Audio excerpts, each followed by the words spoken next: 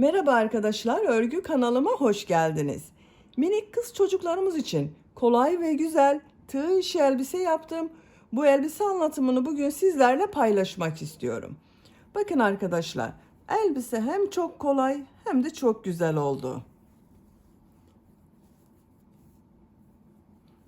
Model de çok kolay arkadaşlar. Bu modeli herkes yapabilir. Bakın, bu şekilde dalgalı bir model yaptım. Elbise örgüsüne yakadan zincir yaparak başlıyoruz. Ben bugün bu elbiseyi 3-6 ay arası bebek ölçüsüne göre yapıyorum. Siz aynı elbiseyi yeni doğan bebek için yapabilirsiniz. 1, 2, 3, 4, 5 yaş, her yaş kız çocuklarınıza yapabilirsiniz. Elbiseyi yeni doğan bebek için yapmak istiyorsanız bu başlama zincir sayısını benimle aynı sayıda başlayabilirsiniz. Burada yaptığım arttırma sırasını bir sıra eksik yaparsanız yeni doğan bebek için olur. 6-12 ay arası bebek için yapmak istiyorsanız yine bu başlama zincirini benimle aynı sayıda başlayabilirsiniz. Bu arttırma sırasını benim yaptığımdan bir sıra fazla yaparsanız 6-12 ay arası çocuklarınız için olur. Aynı sayıda başlayıp bu arttırma sırasını 2 sıra fazla yaparsanız 1-2 yaş arası çocuklarınız için olur. 2-3 yaş arası çocuk için yapmak istiyorsanız 8 zincir fazla başlayabilirsiniz. Ön, arka ve kollara ikişer trabzan fazla yapabilirsiniz. Arttırma sırasını da benim yaptığımdan 3 sıra fazla yaparsanız 2-3 yaş arası çocuklarınız için olur. Bu şekilde düzenli arttırmalar ve zincir sayısı yaparak istediğiniz yaş çocuklarınıza yapabilirsiniz. Bakın, bu trabzan ile yaka bölümünü yaptıktan sonra modellere başlıyorum. Model çok kolay arkadaşlar. Ben bugün kırmızı ve beyaz renkli yaptım. Siz bu elbiseyi her renk iplik ile yapabilirsiniz. Beyaz renkli iplik yaptım. Bakın arkadaşlar. Bir yumak iplik bitti. Bu kaldı. Yumak üzerinde 100 gram iplikte 250 metre iplik vardı. Bir yumak iplik kullandım. Kırmızı renkli iplik bunu kullandım. Yine 100 gram iplikte 250 metre var. 50 gram iplik yeterli. Bakın, çok az kullandım. Tığ olarak 5 numara 3 milimetre tığ kullandım. Benim elim çok sıkı değil. Yaptığım örgüler yumuşak oluyor. Sizin eliniz sıkıysa 3,5-4 milimetre tığ kullanırsanız daha güzel olur. Ölçülerini videonun sonunda ölçüyorum. Oraya bakabilirsiniz. Siz bu elbise örgüsünde her marka iplik ve renkleri kullanarak yapabilirsiniz arkadaşlar. Her renk iplik ile çok güzel oluyor. İplik tığı hazırlayalım. Hep birlikte bu kolay ve güzel elbise örgüsüne başlayalım. Örgü kanalıma abone değilseniz abone olmayı unutmayın lütfen. Hepinize kolay gelsin. İyi çalışmalar. Elbise örgüsüne yakadan zincir yaparak başlıyoruz. İlk ilmeği ben bu şekilde yapıyorum. Size nasıl kolay geliyorsa o şekilde yapabilirsiniz. Zincirleri yapmaya başlıyorum. Çok sıkı zincir yapmıyorum arkadaşlar, bakın. 88 zincir yapalım. 88 zincir yaptım. Bakın, çok sıkı zincirler yapmadım. Siz bu elbiseyi yeni doğan 3 aylık ve 6 aylık bebek için yapıyorsanız 88 zincir başlamanız yeterli arkadaşlar. 1 yaş çocuğunuz için yapmak istiyorsanız 8 zincir daha çekebilirsiniz. 2 yaş çocuk için yapmak istiyorsanız 12 zincir fazla yapmanız yeterli olacak arkadaşlar. Şimdi bu zincirler üzerine trabzan yapacağız. Trabzan yaparken kol, ön ve arka bölümleri de ayıracağız arkadaşlar. 3 zincir dönüş için yapıyorum. 1, 2, 3. Sayıyorum. 1, 2, 3. Dördüncü ilmeğe trabzan yapıyorum. Buraya ilk başta arttırma trabzanı yapıyorum arkadaşlar. Bu üst zincirde bir trabzan, 2 zincir yapıyorum. 2 trabzan yapıyorum. Bakın, aynı ilmek içine bir trabzan yaptım, 2 zincir yaptım, 2 trabzan yaptım. Burası arttırma yeri olacak. Şimdi arka bölüm için 18 trabzan yapıyorum.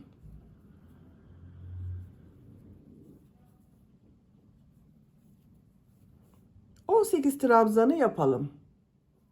Arka bölüm için 18 trabzan yaptım.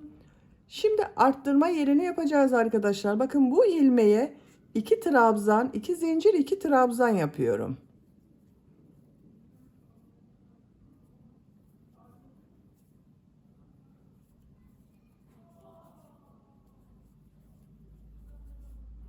Aynı ilmeğe 2 trabzan, 2 zincir, 2 trabzan yaptım. Kol bölümü için 24 trabzan yapıyorum.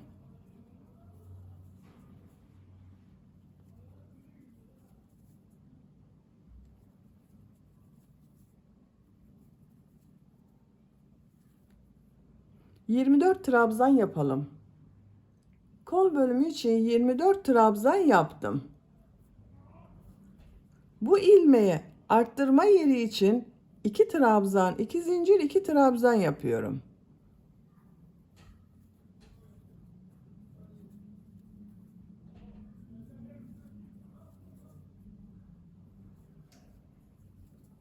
Bakın aynı ilmeğe 2 trabzan, 2 zincir, 2 trabzan yaptım.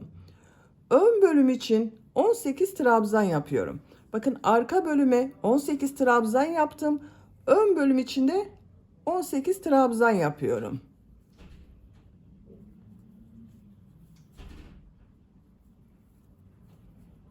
...18 trabzanı yapalım. Ön bölüm için 18 trabzan yaptım. Arttırma yeri için bu ilmeğe 2 trabzan, 2 zincir, 2 trabzan yapıyorum.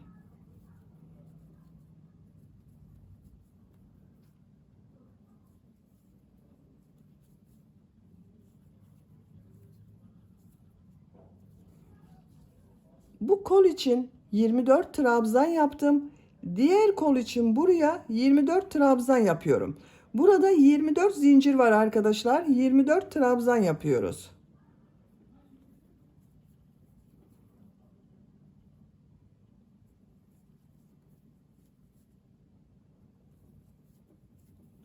...24 trabzanı yapalım. Sıra sonuna kadar tamamladım. Kol bölümü için buraya 24 trabzan yaptım. Bakın son ilmeğe de trabzan yaptım. Bu son yaptığım ilmeği bakın sıra başında 3 ilmek atlayarak bir trabzan yaptım. Bununla birleştireceğiz. Bu üçüncü ilmeğe bakın tığ takıyorum. İlmek kaydırma yaparak birleştiriyorum.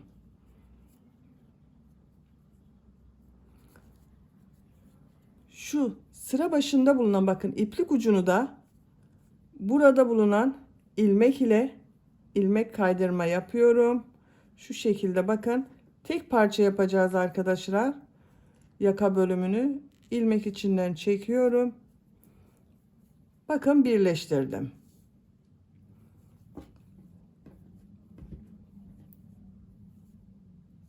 Görüntüsü bakın bu şekilde oldu. Dikdörtgen şeklinde bir yaka yaptık. Ön ve arka bölüm için 18 trabzan yaptım. Kol bölümleri için 24 trabzan yaptım. Arttırma yerlerinde 2 trabzan, 2 zincir, 2 trabzan şeklinde yaptım. İkinci sıradayım. İkinci sıraya şu 2 zincir üzerine geçiş yapıyorum arkadaşlar. İlmek kaydırma yapıyorum. İlmek kaydırma yapıyorum. 3 zincir yapıyorum. Bir trabzan yapıyorum. Bakın 3 zincirde bir trabzan, 2 zincir yapıyorum. 2 trabzan yapıyorum.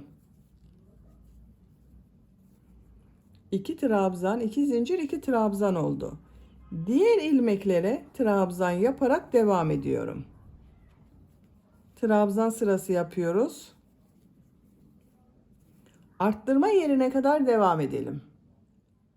Arttırma zincirine kadar bakın trabzan yaptım. 2 zincir üzerine 2 trabzan, 2 zincir, 2 trabzan yapıyorum.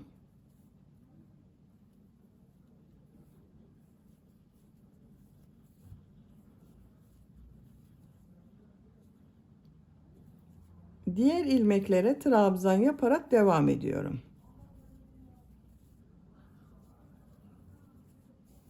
Arttırma yerine kadar devam edelim.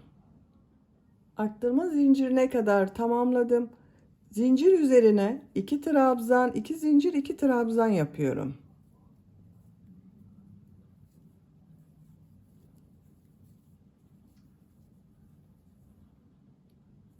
Diğer ilmeklere trabzan yaparak devam ediyorum. Buraya kadar devam edelim. Buraya kadar bakın trabzan yaptım. 2 trabzan, 2 zincir, 2 trabzan yapıyorum.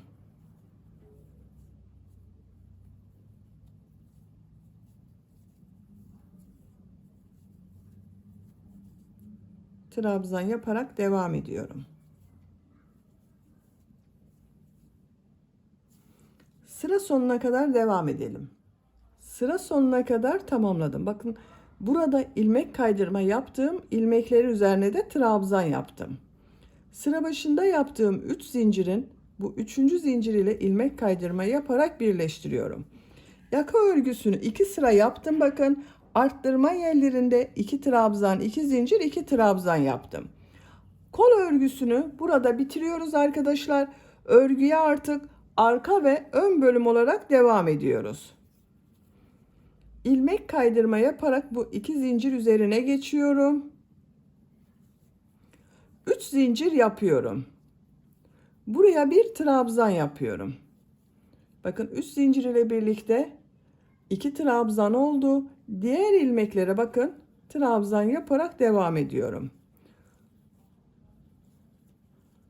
Burası arka bölümü oluyor arkadaşlar. Bu zincire kadar devam edelim. Zincire kadar trabzan yaptım. Bu zincir üzerine 2 trabzan yapıyorum. Bir zincir yapıyorum. Örgüyü çeviriyorum. Şu ilk ilmeğe 2 trabzan yapıyorum. Bakın 2 ilmek arttırması yaptım arkadaşlar.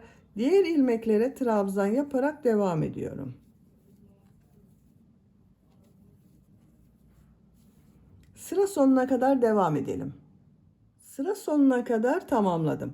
Bakın burada 3 zincir yaparak bir trabzan yaptım. Bunun 3. zincir üzerine 2 trabzan yapıyorum.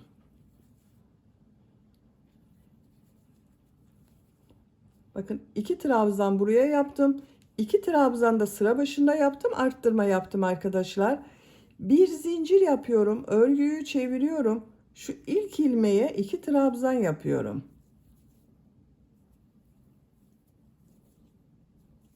Diğer ilmeklere trabzan yapıyorum. Sıra sonuna kadar devam edelim. Sıra sonuna kadar tamamladım. Bakın son ilmeğe 2 trabzan yapıyorum.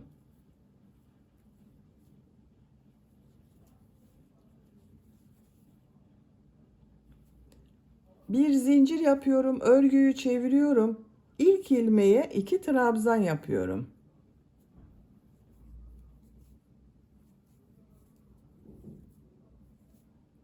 Diğer ilmeklere trabzan yapıyorum. Sıra sonuna kadar devam edelim. Sıra sonuna kadar tamamladım. Son ilmeğe 2 trabzan yapıyorum.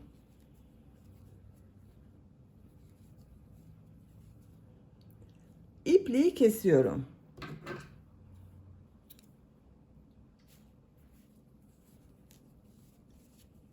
Bakın 4 sıra arttırma yaptım arkadaşlar. Bu kol bölümünü bıraktığımız sıradan sonra bakın 1, 2, 3, 4 sıra oldu.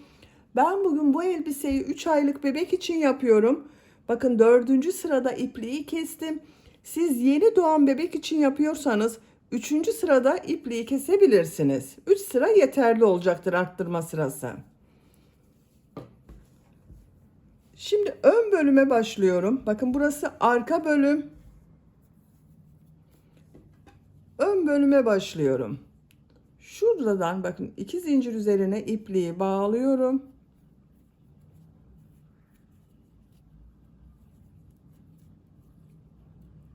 Buradan ilmek yapıyorum. 3 zincir yapıyorum. Bir trabzan yapıyorum. Bakın 2 trabzan oldu. İlmeklere trabzan yapıyorum.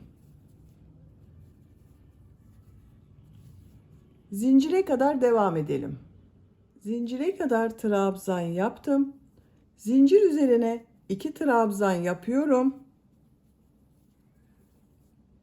Bir zincir yapıyorum, örgüyü çeviriyorum. İlk ilmeğe 2 trabzan yapıyorum. Diğer ilmeklere trabzan yapıyorum.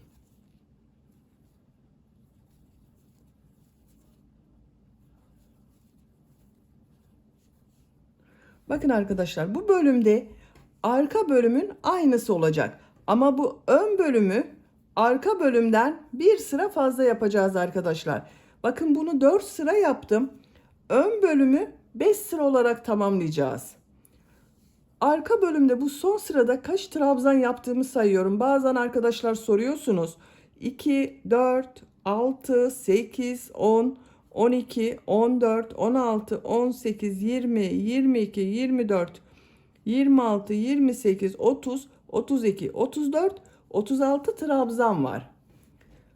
Bu ön bölüm örgüsünü 5 sıra olarak arttırmalar yaparak tamamlayalım arkadaşlar. Bakın bu sıra sonunda ve sıra başında arttırma yapmayı unutmayalım.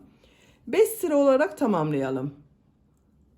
Bu bölümü de bakın 5 sıra olarak yaptım. 1, 2, 3, 4, 5. Başlangıçtan itibaren 1, 2, 3, 4, 5, 6, 7 sıra oldu arkadaşlar. Diğer bölümü 4 sıra yaptım. Buradan sonra 1, 2, 3, 4, 5. sırayı buranın devamı olarak yapacağız. Bir zincir yapıyorum. Bakın kol altı için bir zincir yaptım. Tığ üzerine iplik alıyorum. Burada ilk ilmeğe 2 trabzan yapıyorum. Bakın burada da son ilmeğe 2 trabzan yaptım. Kol altı için bir zincir yaptım. Diğer ilmeklere trabzan yapıyorum. Bu son ilmeğe kadar devam edelim. Sıra sonuna kadar tamamladım. Son ilmeğe 2 trabzan yapıyorum.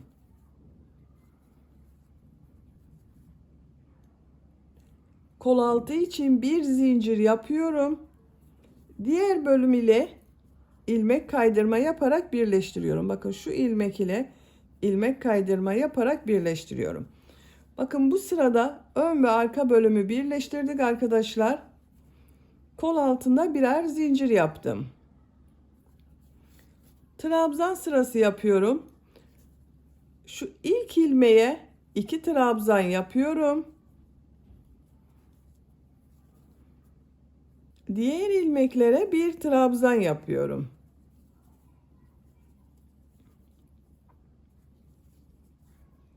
Şu son ilmeğe kadar devam edelim. Buraya kadar bakın trabzan yaptım. Bu son ilmeğe 2 trabzan yapıyorum. Kol altı için yaptığım bu bir zincir üzerine 3 trabzan yapıyorum.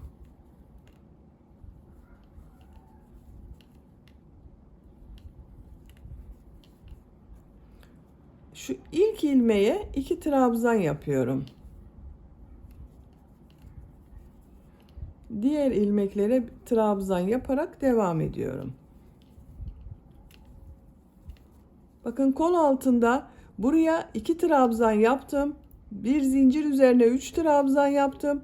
Bu ilk ilmeğe de 2 trabzan yaptım. Sıra sonunda yine arttırma yapacağız arkadaşlar. Buraya kadar devam edelim. Sıra sonuna kadar tamamladım. Bakın bu son ilmeğe 2 trabzan yapıyorum. Arttırma yapıyorum. Kol altında yaptığım bir zincir üzerine 3 trabzan yapıyorum.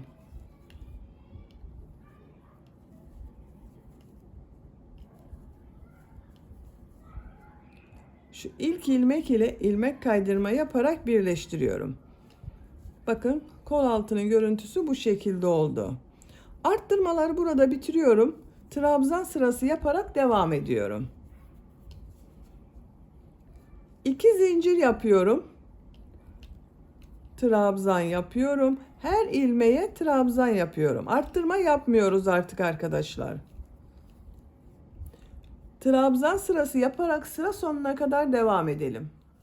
Sıra sonuna kadar tamamladım. İlk ilmek ile ilmek kaydırma yaparak birleştiriyorum. Bakın bu sırada bir sıra trabzan sırası yaptım arkadaşlar.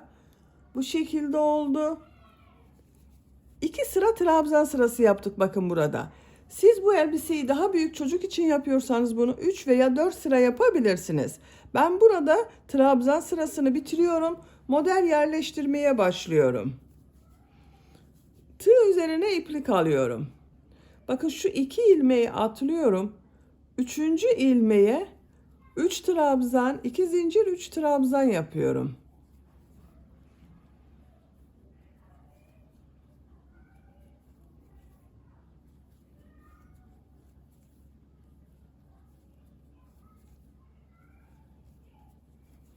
Üç trabzan, 2 zincir, 3 trabzan yaptım. 2 ilmek atlıyorum. Bir sık iğne yapıyorum. 2 ilmek atlıyorum. 3 trabzan, 2 zincir, 3 trabzan yapıyorum.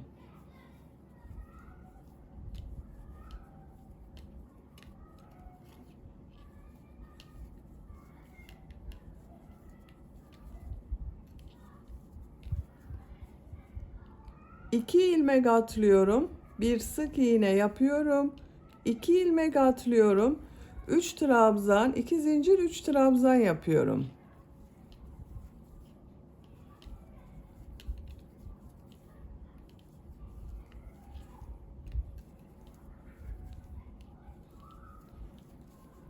İki ilmek atlıyorum, sık iğne yapıyorum. Bakın model bu şekilde oluyor arkadaşlar. Siz model biraz daha sık olsun isterseniz, bakın bu modelden sonra 2 ilmek atlayıp bir sık iğne yapabilirsiniz. Sık iğneden sonra bir ilmek atlama yapabilirsiniz. Ben bu şekilde yapıyorum. Sıra sonuna kadar devam edelim. Sıra sonuna kadar modelleri yaptım. Son modeli de bakın 3 trabzan, 2 zincir, 3 trabzan yaptım. 2 ilmek atlıyorum. Şurada yaptığım bakın ilk ilmek ile ilmek kaydırma yaparak sırayı birleştiriyorum. Model yerleştirmeyi bu sırada yaptım arkadaşlar. Kaç model olduğunu sayıyorum.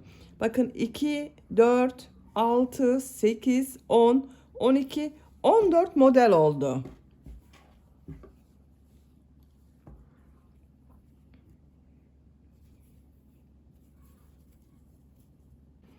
Şu ilk ilmek üzerine ilmek kaydırma yapıyorum. 3 zincir yapıyorum. 2 trabzan yapıyorum. 3 zincir ile birlikte 3 trabzan oldu. 2 zincir üzerine 2 trabzan, 2 zincir, 2 trabzan yapıyorum.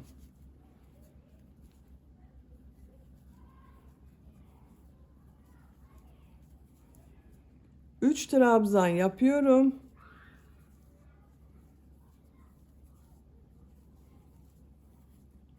Bakın model bu sırada 5 trabzan, 2 zincir, 5 trabzan oldu arkadaşlar. Diğer modele geçiyorum. 3 ilmek üzerine 3 trabzan yapıyorum.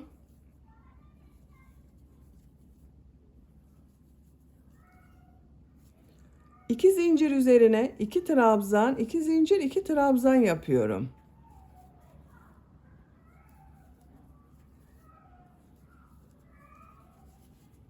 Üç trabzan yapıyorum.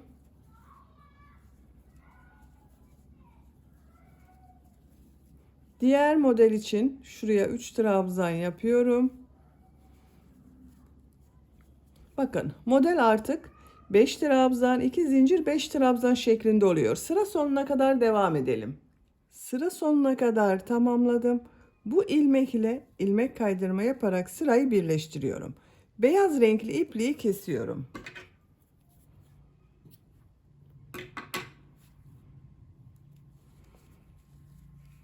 Bakın arkadaşlar bu sırada 3 trabzan yaptım. Bu 2 zincir üzerine 2 trabzan, 2 zincir, 2 trabzan yaptım. Toplam bakın 5 trabzan, 2 zincir, 5 trabzan oldu model. Kırmızı renkli iplik ile devam ediyorum. Siz tercihinize göre her renk ipliği kullanabilirsiniz. Şu ilmekten ipliği bağlıyorum.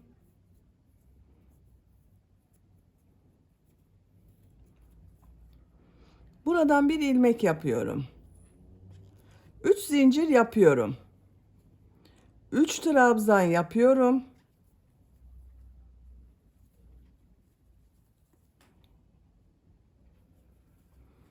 Bu sıradan itibaren bu 2 zincir üzerine bir trabzan, 2 zincir, bir trabzan yapıyorum.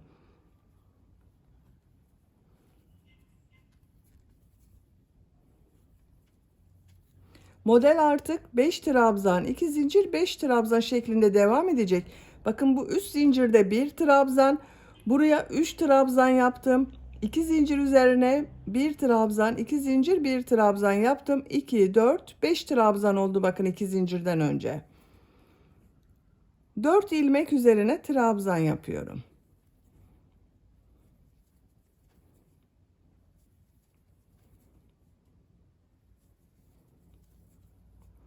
İki ilmek atlıyorum. Trabzan yapıyorum.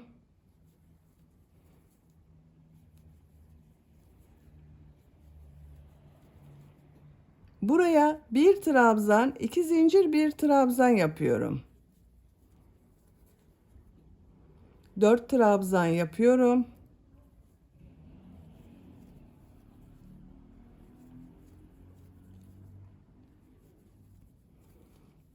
Bakın bu modelde bir ilmek, diğer modelde bir ilmek, toplam 2 ilmek atlıyorum.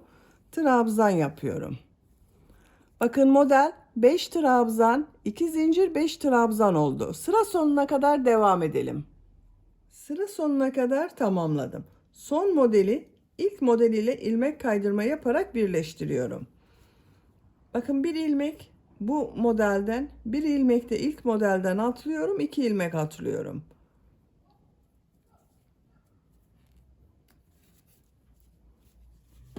Bakın kırmızı renkli iplik ile bir sıra model sırası yaptım. Modelleri yine 5 trabzan, 2 zincir, 5 trabzan şeklinde yaptım. Tekrar beyaz renkli ipliğe geçiş yapıyorum. İpliği ben kesmiyorum arkadaşlar. Bakın burada bekletiyorum.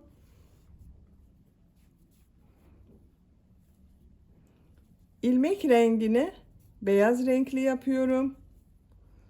Şu ilmeğe ilmek kaydırma yapıyorum. 3 zincir yapıyorum. 3 trabzan yapıyorum.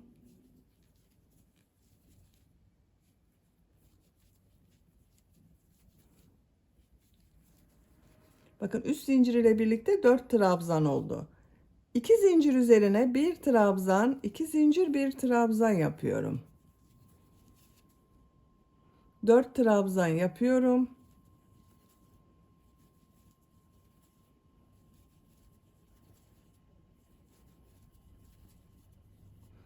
İki ilmek atlıyorum.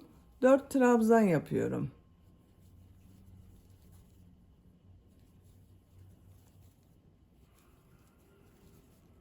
Bir trabzan, 2 zincir, bir trabzan yapıyorum. 4 trabzan yapıyorum. Bakın modeller 5 trabzan, 2 zincir, 5 trabzan şeklinde oluyor. Sıra sonuna kadar devam edelim. İlmek kaydırma yapalım, birleştirelim. Bu şekilde elbisenin etek bölümünün örgüsüne istediğiniz renk sıralamasıyla devam edelim. Model sırasını yapacağım ölçüye göre tamamladım. Kaç sıra yaptığımı sayıyorum. Bakın model başladığım sıradan itibaren. 1, 2, 3, 4, 5, 6, 7, 8, 9, 10, 11, 12, 13, 14, 15, 16, 17 sıra yaptım. Santimetre olarak ölçüyorum.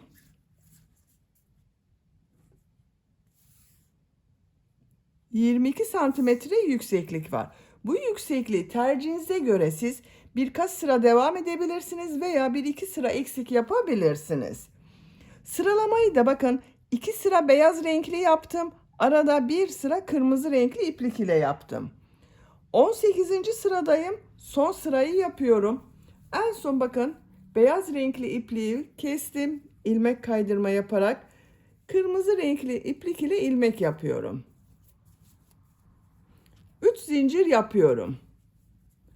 Her ilmek üzerine trabzan yapıyorum. Bakın şu şekilde trabzanlar yapıyorum. İplik ucunu da içinde kaybediyorum.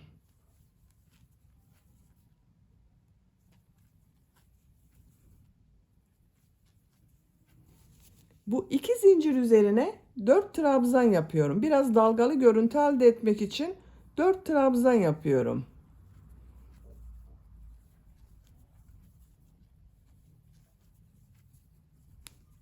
Diğer ilmeklere trabzan yapıyorum.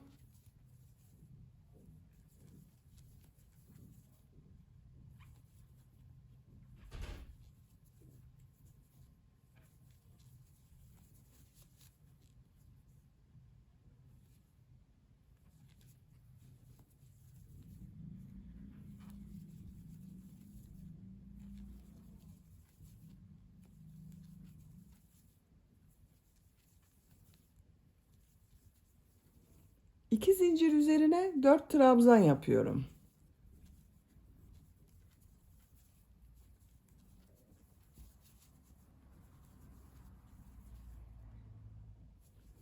Diğer ilmeklere trabzan yapıyorum. Bakın bu şekilde bir görüntü elde ediyoruz. Sıra sonuna kadar devam edelim. Sıra sonuna kadar tamamladım. İlk yaptığım bakın bu 3 zincir ile ilmek kaydırma yaparak birleştiriyorum. İpliği kesiyorum.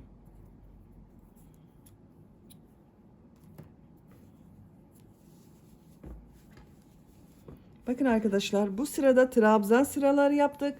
Etek ucu dalgalı bir görüntü elde ettim bakın bu şekilde. Şimdi yaka örgüsünü yapalım. Yaka örgüsünde minik pıtırcık modeller yapıyorum. Yine kırmızı renkli iplik ile yapıyorum. Herhangi bir köşeden başlayabilirsiniz. Bakın buradan ipliği bağlıyorum.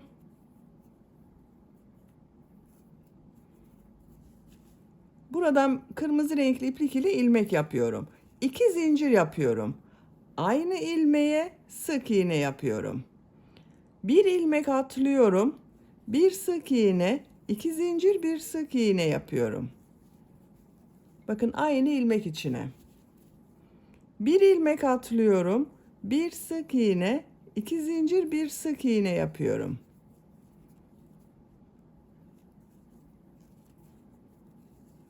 Bir ilmek atlıyorum.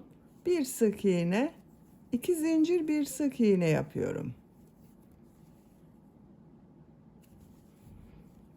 Sıra sonuna kadar minik pıtırcık modeller yaparak devam edelim. Sıra sonuna kadar tamamladım. Son yaptığım modeli bu ilmek ile bakın ilmek kaydırma yaparak birleştiriyorum. İpliği kesiyorum.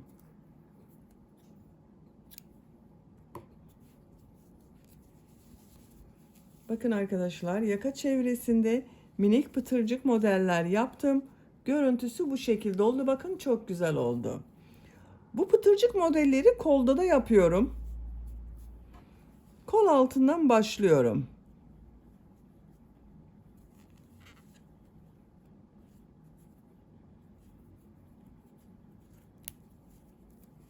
Buradan bir ilmek yapıyorum. 2 zincir yapıyorum. Aynı ilmeğe sık iğne yapıyorum. Bakın şu bir ilmeği atlıyorum. Bir sık iğne, 2 zincir, bir sık iğne yapıyorum. Bir ilmek atlıyorum. Bir sık iğne, 2 zincir, bir sık iğne yapıyorum. Bir ilmek atlıyorum. Bir sık iğne, 2 zincir, bir sık iğne yapıyorum. Sıra sonuna kadar devam edelim. Sıra sonuna kadar tamamladım. Son yaptığım modeli bu ilmek ile ilmek kaydırma yaparak birleştiriyorum. İpliği kesiyorum.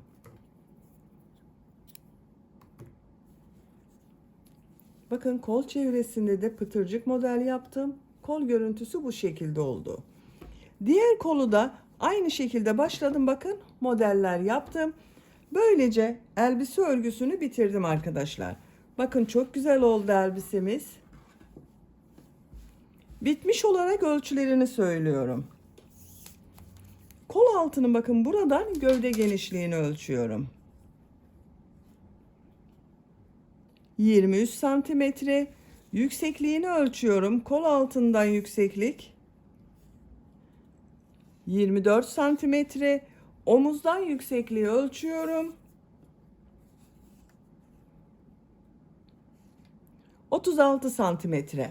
Ben bugün 3-6 ay arası bir bebek ölçüsüne göre yaptım. Bakın bu şekilde oldu. Çok güzel oldu. Beni dinlediğiniz ve izlediğiniz için hepinize çok teşekkür ederim. Örgü kanalıma abone değilseniz abone olmayı unutmayın lütfen. Sizlerle yeni örgülerde görüşmek dileğiyle. Hoşça kalın, sevgiyle kalın.